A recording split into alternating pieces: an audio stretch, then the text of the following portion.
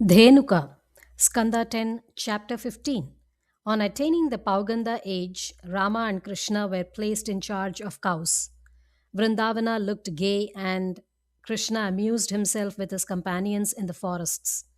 One day, Sri Daman, Shubala, Stoka, and other companions spoke to Rama and Krishna. Not far off is a forest of palm trees. Tala fruits fall in abundance there, but one Asura Dhenuka with many of his kin obstruct all access to them. The Asura has the form of an ass. We smell the fragrance of the fruits even from here. They are very tempting indeed. Rama boldly entered that forest and gave a shake to the tala trees, and talas fell in abundance. Roused by the noise, the ass rushed forth and kicked Rama with its hind feet. The Asura brayed and made a second rush, when Rama held it by the hind feet and whirling it round in the skies, threw it dead on the trees. The kith and kin of the Asura then came rushing forth, but they were one and all killed by Rama and Krishna. When they returned to Vrindavana, the gopis who had been feeling the separation went out to receive them, and being pleased to see them, cast bashful glances at them. The Kaaliya serpent and the fire. Skanda 10, chapter 16, 17. The Nagas or serpents made offerings to Garuda on appointed days. Kaaliya, proud of his own valor, did not make any offering himself and snatched away the offerings made by others. Garuda attacked him, and being overpowered in the fight, Kaaliya sought shelter in a deep pool of water in the Yamuna. Of yore, Garuda had caught a fish in that pool of water and was about to eat it when Rishi Shaubhari asked him not to eat, but Garuda heeded not his words. The wailings of the fish moved the tender heart of the Rishi, and for their future good he cursed Garuda with death if he entered the pool any more. Kalia knew about this, and he therefore sought protection in that pool of water with his family. The water became deadly poison, and even the adjoining air breathed poisonous death. One day, Krishna went with all his companions, other than Rama, to the Yamuna side. The Gopa boys and the cows, being very thirsty, drank the water of that pool and met with instant death.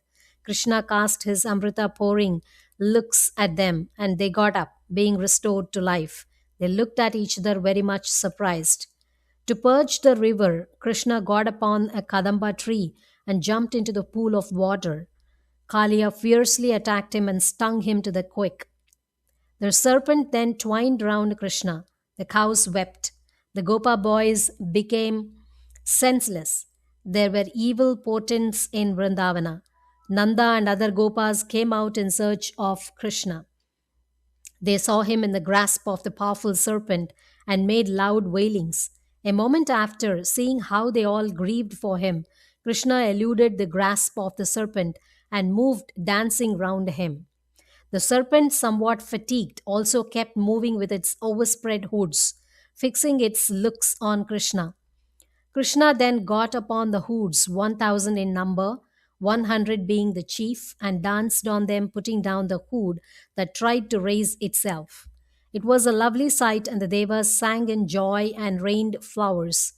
The serpent king was overpowered. He vomited blood. His body was broken. In his heart of hearts, he sought the protection of Narayana. The serpent girls also glorified Krishna and prayed for their husband's life. Krishna said, "Go hence, O serpent, dwell in the sea. Men and cows shall use the water of the river. You left Ramanaka Dvipa for fear of Garuda. But now, as your heads bear the marks of my feet, Garuda shall not touch you." Kalia left the Yamuna with his wives, and the water of that river has been pure ever since. The people of Vrindavana embraced Krishna and shed tears of joy. They were all so much put out that they stopped that night on the river bank. At midnight, a fire broke out from a castor plantation, and it surrounded the people on all sides. The Gopas and Gopis cried out, "O Krishna, O Rama, we are yours, Krishna. Save us from this fire. We are not afraid of our lives, but it will pain us to part from thy feet." Krishna ate up the whole fire. Pralamba, Skanda 10, chapter 18. It was summer. But Vrindavana was cool with its shade, its water spouts, and its river. Rama and Krishna were tending the cattle with their companions. An asura named Pralamba disguised himself as a Gopa boy and mixed with the other boys. The all knowing Krishna found him, but he feigned friendship with the object of killing the asura. Krishna proposed two parties for play. The defeated party had to carry the members of the victorious party on their backs. Krishna became the leader of one party and Rama that of the other. The party of Krishna were routed near the Bhandiraka forest. Krishna carried Sri Damana on his back. Bhadrasena carried Vrishabha and Pralamba carried Balarama. Pralamba ran with Balarama beyond the mark. Balarama suspected something evil. Then, composing himself, he hit a blow on the head of the Asura, and Pralamba lay down dead. The forest conflagration. Skanda 10, chapter 19. The cattle strayed away from Bhandarika forest when suddenly there was a fire. They ran bellowing into a forest of rushes. The Gopa boys went in search of them and found them from a distance. Krishna called them out and they responded to the call. At the time, a general conflagration in the forest overtook the cows and the Gopa boys, and they helplessly turned to Krishna. Krishna asked the boys to close their eyes. They did so, but when they looked again, they found themselves once more in the Bhandarika forest. Seeing this yoga power in Sri Krishna, they knew him to be a god. The older Gopas and Gopis, hearing all the wonderful deeds of Rama and Krishna, knew them to be devas. The rainy season. Skanda 10, chapter 20. The rainy season followed summer. There was joy and plenty. For a graphic and highly poetical description of the rainy season, please refer to the original. The details of the description are somewhat important from the esoteric standpoint, and the season itself is suggestive as to a new era in spiritual development. The autumn. Skanda 10, chapter 20. The autumn came, and it was all calm, clear, and transparent. The clouds disappeared. The water became pure. The wind became gentle. With the advent of lotus bearing autumn, the waters regained their tranquility, even as distracted yogis, the calm of their minds by fresh resort to yoga. The autumn removed the clouds from the skies, promiscuous living from the animals, mud from the soil, and dirt from the water, even as bhakti in Krishna does away with the impurities attaching to the four ashramas. The clouds gave up rainy moisture and looked beautifully white, even like munis who give up all desires. The hills sometimes gave pure water from their sides and sometimes not, as wise men pour forth the nectar of their wisdom sometimes and not often. The animals that frequent shallow water did not know that the water was subsiding, as deluded men living in family circles do not realize the daily expiry of their lives. And they suffered like sensuous men from the rays of the autumn sun. Day by day, the soil gave up its muddiness as the wise give up their mindness, and the creepers got over their immaturity as the wise get over their idleness. The sea became calm as a Muni, no longer distracted by Vedic performances. The farmers stored up waters in the paddy fields by making strong embankments, even as yogins store up prana by withdrawing it from the indriyas. The moon gave relief from the inflictions of sun burning, even as wisdom relieves the misery caused by connection with the body.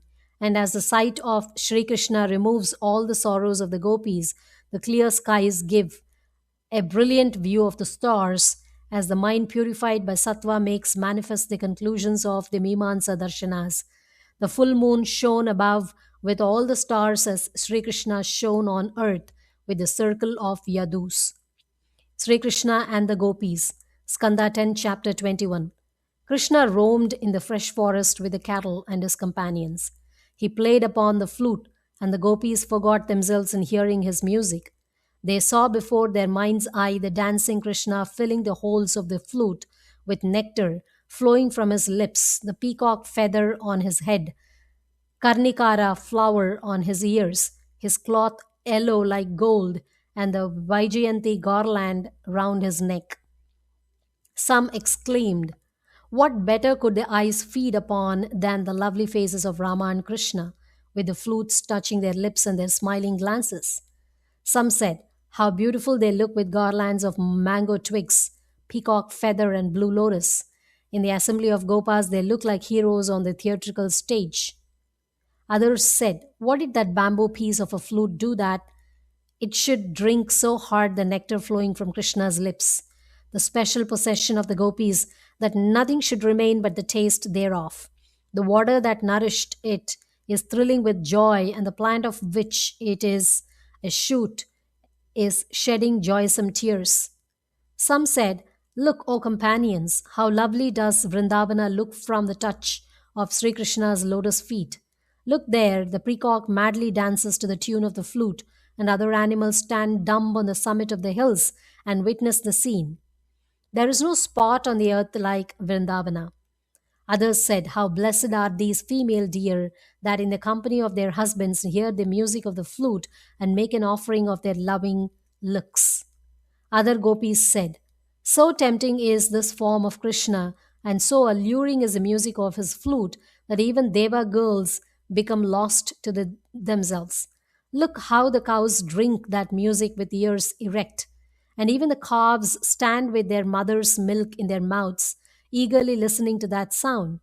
Those birds are no worse than rishis, for they sit high on trees, whence they can have a full view of Krishna, and with eyes closed, they silently hear the sweet music of the flute. Even the rivers shew the love transformation of their hearts by their wills, and they stop their course to embrace the feet of Krishna with their raised billows, serving as hands and offering lotus flowers at those feet.